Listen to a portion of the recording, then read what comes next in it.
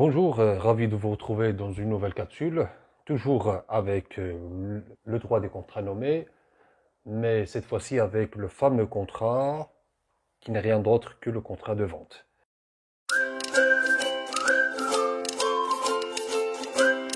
On va commencer tout d'abord par les éléments distinctifs du contrat de vente, pour passer ensuite à ses caractères. Et après, on va voir comment peut-on former un contrat de vente valable aux yeux de la loi marocaine, pour clore avec les effets du contrat de vente, soit par rapport au vendeur ou bien à l'acheteur. Donc le contrat de vente est un contrat qui est régi dans la loi marocaine par le Daïr des obligations et contrats, dans son livre 2, notamment par les articles allant de l'article 478 jusqu'à l'article 618.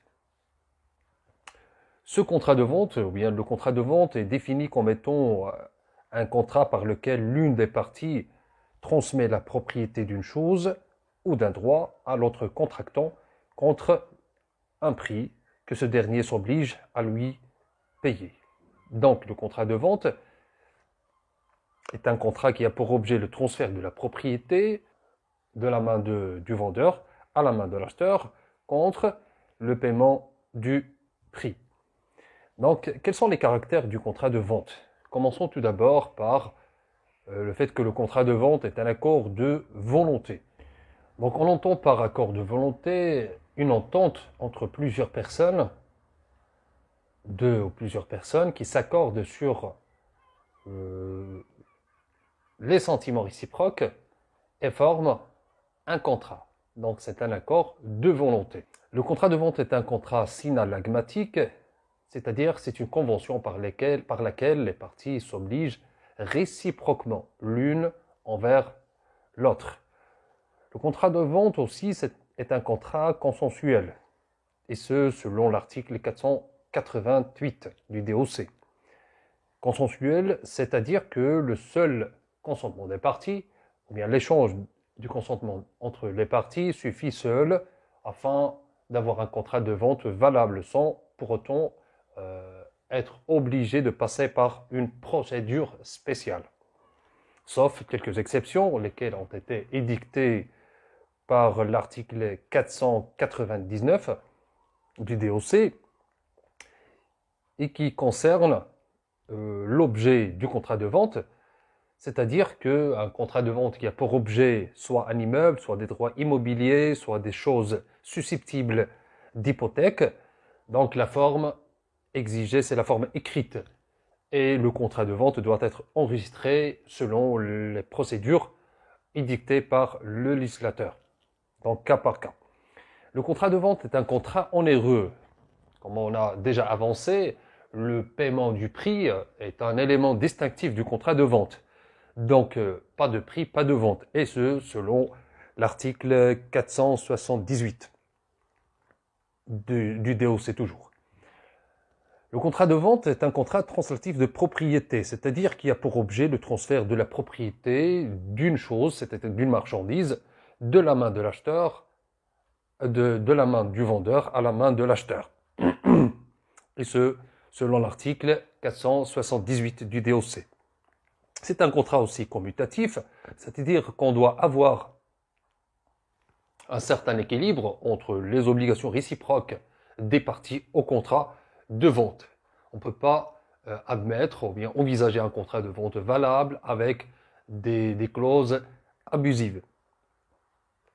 Le contrat de vente est un contrat qui n'est pas non plus un contrat d'intuitu personae.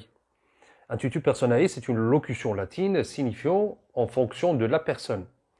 Donc, ce qui importe dans le contrat de vente, c'est l'objet du contrat et non pas la personne des contractants, sauf pour la capacité, qui est une condition de validité de tout contrat.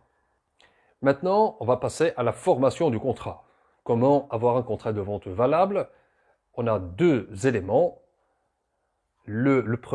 éléments. Le premier élément, c'est le consentement des parties. Donc, le consentement doit être clair, ferme est rationnelle par les parties.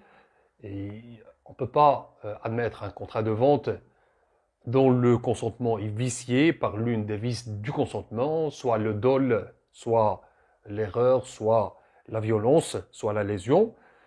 Donc les parties doivent se mettre d'accord sur, bien sûr, les caractéristiques de la chose vendue, sur le prix et pourquoi pas sur d'autres clauses du contrat de vente. Et c'est selon l'article 488 du DOC. La capacité des contractants. Donc, quand on parle capacité, la capacité est régie par le statut personnel. Donc, au Maroc, la capacité est régie par le Code de la famille de 2004. Donc, pour définir la capacité juridique est l'aptitude d'une personne à être titulaire de droit et à exercer ses droits elle-même. Donc, on peut distinguer deux sortes de capacités. La capacité de jouissance, régie par l'article 207 du Code de la famille, et la capacité d'exercer, régie par l'article 208 du même code. Donc la capacité de jouissance, c'est l'aptitude à être titulaire de droit. Donc une personne peut voter, peut hériter, peut acheter une maison. La capacité d'exercice, c'est l'aptitude à exercer seul et par soi-même les droits et les obligations dont on est titulaire. Au Maroc, la capacité d'exercice s'acquiert par toute personne ayant atteint l'âge de la majorité légale fixée à 18 années grégoriennes révolues.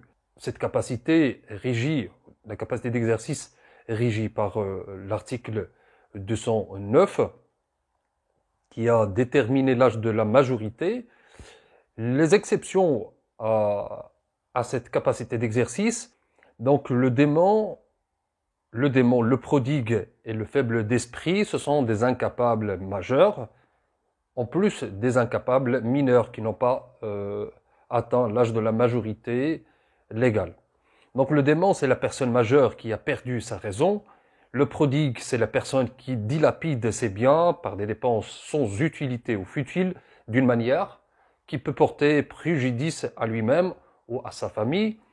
Le faible d'esprit, quant à lui, c'est celui qui est atteint d'un handicap mental l'empêchant de maîtriser sa pensée et ses actes. Donc l'objet et la cause. L'objet du contrat ne doit pas être contraire soit à l'ordre public, soit à la loi, soit aux bonnes mœurs. La cause, c'est le mobile ou le motif qui va pousser une partie à conclure le contrat de vente. Donc la cause illicite, c'est une cause qui est contraire à la loi, aux bonnes mœurs ou bien à l'ordre public. Prenons pour exemple, afin d'illustrer nos propos, un contrat qui consiste à payer un intermédiaire en but de l'adoption d'un enfant doit être annulé pour cause illicite. Maintenant, on est arrivé aux effets du contrat de vente. On a trois effets.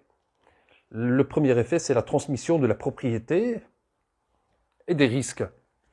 Transmission de la propriété, c'est-à-dire que dès la conclusion du contrat, on va être face à la transmission de la propriété de la chose vendue de la main de l'acheteur, du vendeur à la main de l'acheteur, sans pour autant penser à la délivrance. Donc, on peut, dès la conclusion du contrat, dès l'échange du consentement entre les parties, il y a le transfert de la propriété, même avant la délivrance.